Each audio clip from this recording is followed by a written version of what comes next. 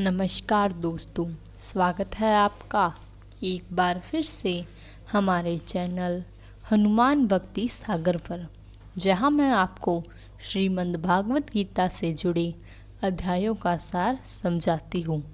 आज मैं आपको श्रीमद् भागवत गीता के 18वें अध्याय का सार समझाऊंगी कि भगवान श्री कृष्ण ने क्या उपदेश दिए थे जो हमारे लिए आज भी लाभदायक तथा ज्ञानवर्धक है। तो आइए शुरू करते हैं 18वां अध्याय। इससे पहले कि आप इस अध्याय में खो जाएं, हमारे चैनल हनुमान भक्ति सागर को सब्सक्राइब ज़रूर करें ताकि आने वाली सभी न्यू वीडियो की नोटिफिकेशन आपको सबसे पहले प्राप्त हो जाए। तो चलिए शुरू करते हैं 18वां अध्याय।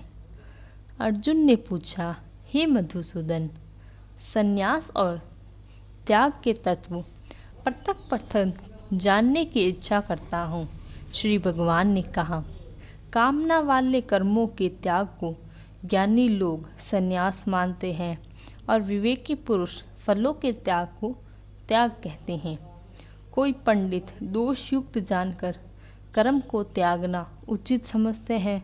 कुछ लोग यज्ञ, दान और तप आदि कर्मों को न छोड़ने को त्याग बताते हैं।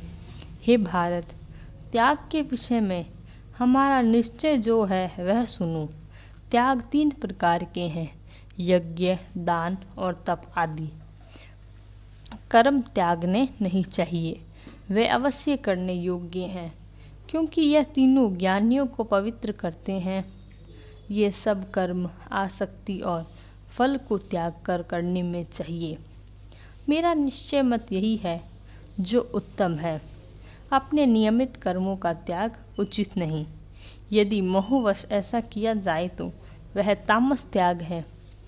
कर्म दुखप्रदक है, यह विचार करके और शरीर को कलेश के भय से जो त्याग कहलाता है, उसे त्याग का फल नहीं मिलता। यह राजस त्याग कहलाता है। हे अर्जुन, अपना कर्म अवश्य करने योग्य है। फल और आसक्ति को त्याग कर जो कर्म किया जाता है वह कर्म सात्विक है, जो दुखदायक कर्म से द्वेष नहीं करता और सुखदायक कर्म से प्रीति नहीं करता। यदि त्यागी सत्यशील, बुद्धिमान और मुक्ति के योग्य हैं, देहधारी संपूर्ण कर्मों को त्याग नहीं सकता। कर्म फल त्याग कर कर्म करने वाला त्यागी नहीं है। कर्म 3 प्रकार के हैं, अनिष्ट, इष्ट और मित्र। जो त्याग नहीं करते उनको ये मरने के पीछे मिलते हैं। योग्यों को कभी नहीं मिलते। शरीर, वाणी और मन से भला या बुरा जो काम आरंभ किया जाता है उसके 5 कारण हैं। ऐसे होने पर भी केवल आत्मा को ही कर्ता जानता है। वह दुर्मति कुछ नहीं जानता। जिसको वह अहंकार नहीं है कि मैं करता हूँ और जिसकी बुद्धि कर्मों से लिप्त नहीं है, वह मनुष्य प्राणियों को मारकर भी उनको नहीं मारता और उनसे नहीं बंधता। ज्ञान, श्रेय और ज्ञाता ये तीनों ही कर्मों के साधन हैं। सांख्य शास्त्र में ज्ञान, कर्म और कर्ता ये सात्विक गुणों के भेद 3 प्रकार के हैं। इनको भी सुनो। जो सब भिन्न भिन्न प्राणियों में अविनाशी अव्यक्त सत्ता को देखता है वह ज्ञान सात्विक कहलाता है। जिस ज्ञान से प्राणियों में नाना प्रकार सत्ताएं दिखाई देती है उसको राजस ज्ञान जानो। ऐसा ज्ञान जिसमें बिन कारण और तत्वार्थ के जाने एक ही कार्य में लगे रहें, अल्प और तामस है। फल की इच्छा ना करके जो नियत किया जाता है वह सात्विक है। जो फल की इच्छा से और अहंकार से बड़े यत्न में किया जाता है वह कर्म राजस है। जो कर्म परिणाम, धन का खर्च, दूसरे की पीड़ा और अपना पुरुषार्थ ना जानकर मोहवश किया जाता है वह तामस कर्म कहलाता है। संग में रहित अहंकार, धैर्य और उत्साह युक्त सिद्ध और असिद्धि में समान जो रहता है वह सात्विक करता है। योग मुक्त फल का इच्छुक, लोभी, हिंसक, अपवित्रता, हर्ष शोक से युक्त राजस कर्ता कहलाता है। चंचल चित्त वाला, नीच, मूर्ख, दूसरों की बुराई करने वाला, आलसी, विवादी और दीर्घसूत्री और तामसकर्ता कहलाता है। हे धनंजय, गुणों की तरह बुद्धि और धैर्य के भी 3 भेद हैं। इनको विस्तार से कहता हूँ, सुनो। बुद्धि प्रवृत्ति, कर्तव्य, अकर्तव्य, भय और अभय का बंधन व मोक्ष को जानता है, वह सात्विक है। हे पार्थ, जिससे धर्म और अधर्म, कर्तव्य और अकर्तव्य ठीक निश्चय नहीं होता है, वह राजसी बुद्धि है। हे पार्थ, जिस ज्ञान से ठगकर बुद्धि करके मनुष्य अधर्म को धर्म मानता है, वह तामसी है। हे पार्थ, एकाग्रचित होने से इधर उधर न डिगने वाली जिस धरती के द्वारा मन, प्राण और इंद्रियों की क्रिया ठीक चलती है, वह सात्विक है। हे पार्थ, जो प्रसंग से फल की इच्छा वाला है, जो धर्म, कर्म और अर्थ को धारण करता है, जिसकी धृति राजसी है। हे पार्थ, जिस धृति से मूर्ख जन निंद्रा, भय, शोक, विवाद और मंद को नहीं त्यागते, वही तामसी वर्ती है। हे भरत, 3 प्रकार के सुखों को सुनो, जिनमें अभ्यास से चित्त रमता है, दुख का अंत हो जाता है, वह सुख सात्विक है। जो आरंभ में विष के समान और अंत में अमृत के समान होता है। जो सुख आरंभ में अमृत तुल्य और अंत में विष के सुदर्श दिखता है, इंद्रियों के संयोग से होता है, उसे राजस कहते हैं।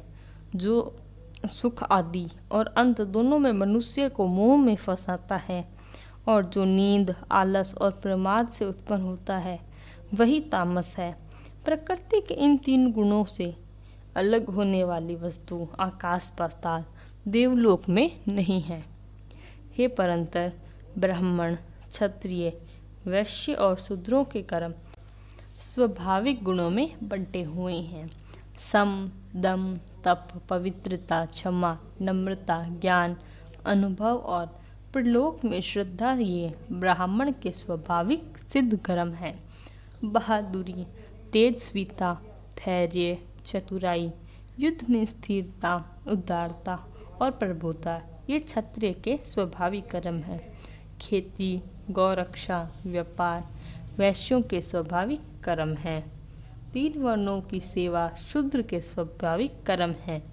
जो लोग अपने अपने और प्रवृत्तियों के अनुसार कर्म करते हैं, उनको सिद्धि प्राप्त होती है। वह सुनो जिसमें सब प्रवृत्तियों की हुई है, जिसमें सब जगत का विस्तार हुआ है। उस ईश्वर को अपने कर्मों के अनुसार आराधना करके मनुष्य सिद्धि को पाता है। दूसरे उत्तम धर्म से अपना धर्म ही श्रेष्ठ है। स्वाभाविक कर्म करने से पाप नहीं लगता। हे कौन्तेय, दोष युक्त ही स्वाभाविक धर्म का त्याग न करे। सर्वत्र आसक्ति को छोड़ने वाला, आत्मा को जीतने वाला, इच्छा रहित मनुष्य संसार के द्वारा सर्व कर्म निवृत्ति पाकर सिद्धि को पाता है। हे अर्जुन, इस प्रकार का पुरुष सिद्धि को पाता है, वह फिर किस तरह ब्राह्मण को प्राप्त होता है, सो मुझसे सुनो। यही ज्ञान की परानिष्ठा है। शुद्ध बुद्धि से मुक्त होकर धृति द्वारा मन को वश में लाकर शब्दादि विषयों को छोड़कर राग द्वेष से रहित एकांत में रहने वाला, मिताहारी, वाणी और मन को जीतने वाला, नित्य ध्यान युक्त और वैराग्यवान, अहंकार, बल, काम, क्रोध व परिग्रह छोड़कर ममताहीन और शांत मनुष्य ब्रह्म भाव के योग्य होता है। ब्रह्म को प्राप्त हुआ पुरुष प्रसन्नचित्त होकर शोक व अभिलाषा नहीं करता और जीव मात्र में समदर्शी होकर मुझ में परम भक्ति पाता है। इस प्रकार ज्ञानी मुझ में निवास करने वाला सदैव सब कर्मों को ही प्राप्त हुआ है। मेरे इस अनुग्रह से अविनाशी सनातन मोक्ष पद को प्राप्त होता है, वैसा ही ठीक जानता हूँ। तदंतर तत्व से मुझको जानकर फिर मुझ में ही प्रवेश करता है। सावधानी से अपना मन मुझ में स्थिर कर और सब कर्मों को मुझ में ही अर्पण कर बुद्धि युक्त के आश्रम में निरंतर अपने चित्त को मुझ में लगा दे। मेरे में चित्त लगाकर मेरी कृपा से सब दुर्गम कष्टों से तर जाओगे।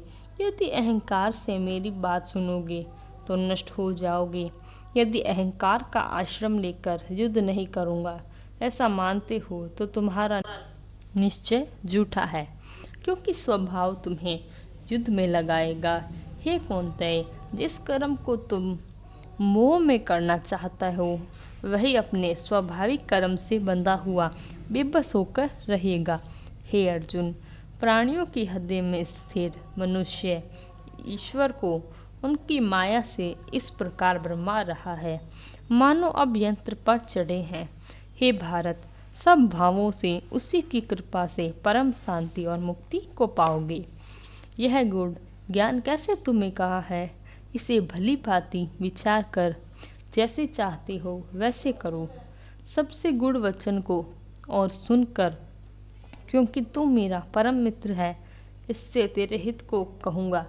मेरे में मन लगाओ, मेरे भक्त हो, मेरे यज्ञ करो और मुझे ही नमस्कार करो, इसका मुझे पाओगे। यह मैं सत्य प्रतिज्ञा करता हूँ, क्योंकि तुम मेरे मित्र हो और धर्मों को छोड़कर केवल मेरी शरण में आओ, मैं तुम्हें सब पापों से छुड़ा दूंगा। सोच न करो, यह मेरा रहस्य ऐसे पुरुष से जो मेरा तप ना करता हो, मेरा भक्त ना हो, केवल सेवक ना हो और निंदक हो, कभी ना करना चाहिए। जो इस परम गुप्त ज्ञान को मेरे भक्तों में प्रकट करेगा वही मेरी परम भक्ति को पाकर अंत में निश्चय ही मुझ में लीन हो जाएगा। इससे अधिक मेरे लिए प्यारा काम करने वाला मनुष्य में दूसरा कोई नहीं होगा और इससे बढ़कर मुझे कोई प्यार भी नहीं होगा। हमारे इस धर्म संवाद को जो कोई पढ़ेगा, मैं समझूंगा कि उसने ज्ञान यज्ञ से मेरी पूजा की है।